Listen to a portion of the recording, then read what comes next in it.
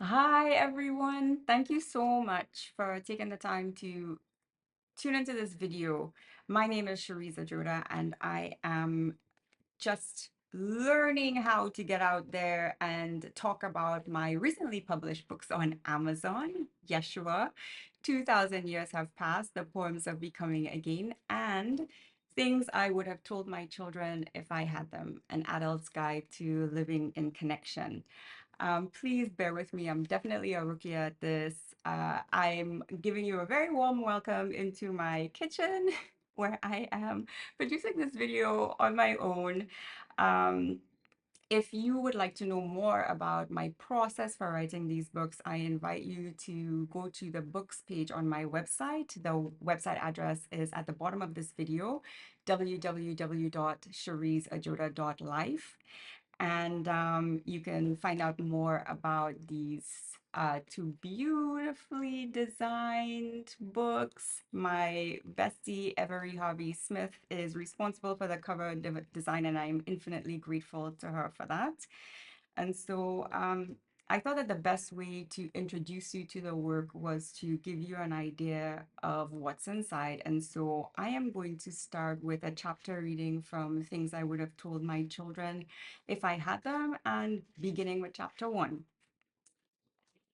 Chapter one, Elemental Tendencies for Living an Unconditioned Life.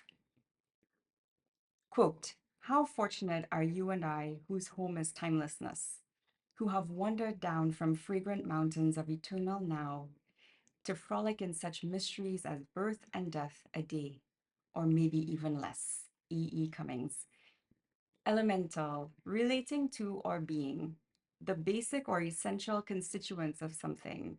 Fundamental, forming an integral part, inherent, of, relating to, or resembling a great force of nature. Tendency, a proneness to a particular type of thought or action. I often lament that I have been in an existential crisis my entire life. I do not remember a time when being here in this body, being conscious, didn't feel at least a little strange to me. I cannot remember a time when I look at my hands or see my reflection or look around the room I am in and do not wonder, what am I? What is all of this?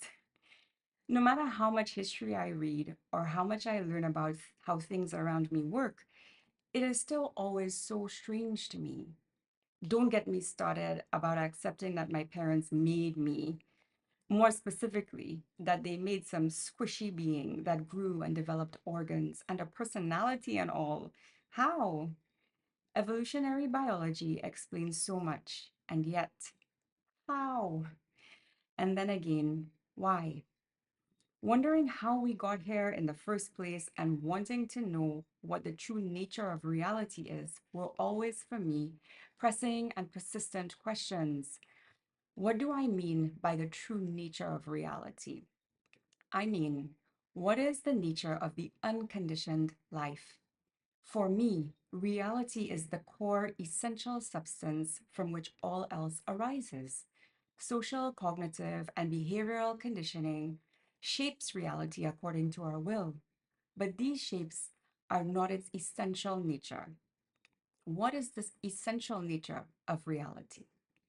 As a child, I didn't understand why people would be interested in anything but uncovering what determines our isness and having a life of fun in the sun with it. The things that adults concern themselves with on my behalf, like going to school, socializing with other children, and so on, seemed tedious and unnecessary to me. I felt intuitively that the world around me, as incredible as it is part of a veil that had yet to be lifted. I also sensed that it was possible to see both the veil and what lay beyond it at the same time. The wonder of material existence need not be sacrificed. As an adolescent seeking a sense of purpose, I romanticized that I was meant to be enlightened at an early age and that I would save the world. Conversations with my parents about my future included statements from me like, I am going to sit in a cave in India and become enlightened. My mother's responses I remember best. They were practical and full of both support and caution, culminating in the recommendation that I go to university before I head to the cave, just in case I needed a backup plan. That's what happened, of course. The backup plan. What decent parents would have done otherwise? I mean, a cave in India? At what age? Crazy at any age from our cultural perspective. How would they keep me safe? How does someone arrange something like that? Is that legal? I would not have let my child do it. But I do ask, what alternative would I offer them? What is the job of our parents, our elders, aunts, and uncles, and friends, and all those in our village who raise us? We would typically answer this question with a response like, it's to make sure that we have as many tools as possible to navigate as many versions of life that they can think of as our best selves. For me, the most useful tools are ones that give a child access to an unconditioned life, that gives them direct access to reality. When I think about those tools that my parents and others in my village offered me, which gave me direct access to reality, to the unconditioned life, a few things come to mind.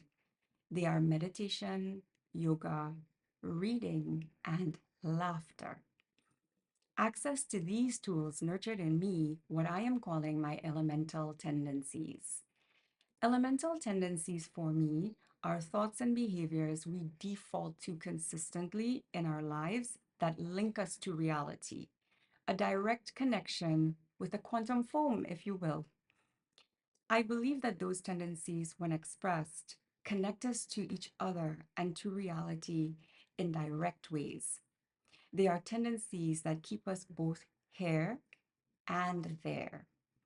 The elemental tendencies nurtured in me through meditation, yoga, reading, and laughter are explained in the upcoming paragraphs. My parents invited me to meditate at age 5.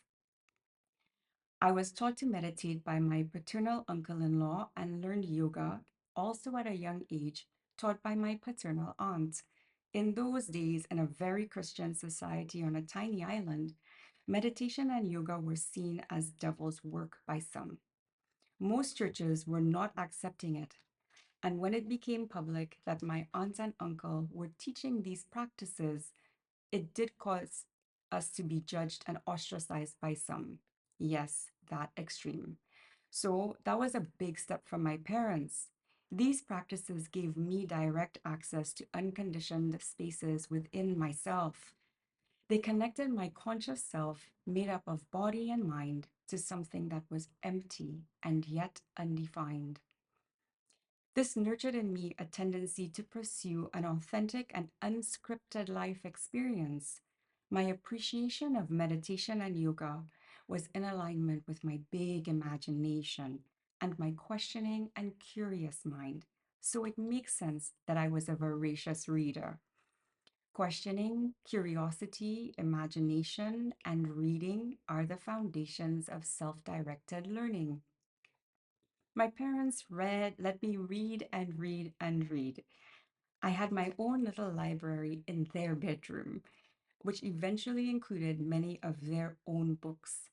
Their grown up bookshelf was on the other side of the room from my little one, but it was always accessible to me. There were eventually permanent gaps on their bookshelf, left from books I had taken as my own. I don't remember my parents ever telling me that I was not allowed to access the knowledge that they had access to themselves.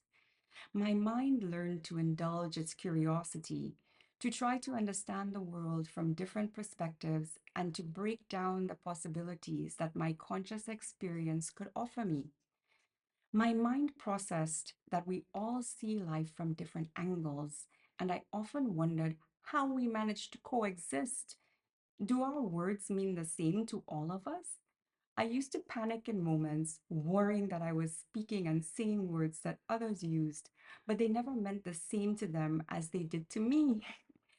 I learned that there is some common reality we are conscious of. whilst existing in our own worlds. I believe that in our nightmarish interactions of violence and exploitation of ourselves, others, and our planet, in what seems like pervasive disagreement and separateness, what we are fighting over is not the nature of reality, but our place in a shared but limited understanding of what reality is. As my parents didn't limit my exploration through reading, I built in myself the ability to see connections between everything, to respect learning for its own sake, and to trust my ability to make sense of information and apply it. This nurtured in me tendencies towards self directed learning and cultivating new intelligences based on my own unique interests and passions. My ongoing existential journey culminates in a grand finale of big, belly aching laughter. Laughter was and is a huge part of how we connect to each other in my family. My parents, elders, aunts, and uncles, and family friends all let my little sis and me laugh loud and long until our bellies ached and we were exhausted. Both of my parents have big belly laughs. My mother's is melodious, and it first emerges in an exclamation of, "Ha ha!" She will then try to contain it, and sometimes will even put her hand over her mouth in an exaggerated gesture as if she's closing a treasure box of secrets yet untold. Her body will shake with her effort to contain the mysteries of the universe longing to escape from her. My father's eyes will become tiny closed windows, his dimples spreading out as his cheeks rise to meet them. His shoulders will move up and down with the rhythm of his laughter, sending out joy filled shockwaves into the ether. If the circumstances allow, he will often hug the person who made him laugh. Laughter and love are a pair for my father. It will be a slightly shy side hug that lets you know how much your gift of laughter means to him. My paternal grandfather had a laugh that made his eyes twinkle and his belly shake, ending in an array of small tinkling coughs. This would see him doubling over in tinkling cough giggles before he would be able to take a deep breath and settle down. My maternal aunt laughs until she cries, and her prettiness quadruples in that moment, unbridled joy erupting out of her. When she laughs, she reaches out and puts her hand on my arm or my shoulder, depending on whether I'm standing or sitting beside her. As she touches me, all the warmth inside of her when she is laughing will light up my heart. My maternal uncle in law will give a huge smile just before he laughs that will linger, holding us all in suspense. Then his laughter will tumble out of him, his face pink from blushing, his wavy hair shimmering and framing his face. My paternal aunt has an almost silent laugh that somehow manages to be infectious. She will hold her tummy and you will see it moving up and down, feeling your own laughter welling up inside of you. The air between us will shift and we will know we are in our own little world because we just get it. The soundless mystery of her laughter will infect me with its bliss, tingles of a laugh that is so deep it almost has no sound. My paternal uncle would lean back, his eyes would become wide, and the beginning of his laugh would come out in a sharp exhalation with a phrase like, "You're kidding!" Then there would be some iteration of what the ending of ha sounds like, broken up by the movement of his body, rhythmically leaning backwards and forwards. My paternal uncle in law has a gentle laugh that is often punctuated by some commentary on what he is laughing at.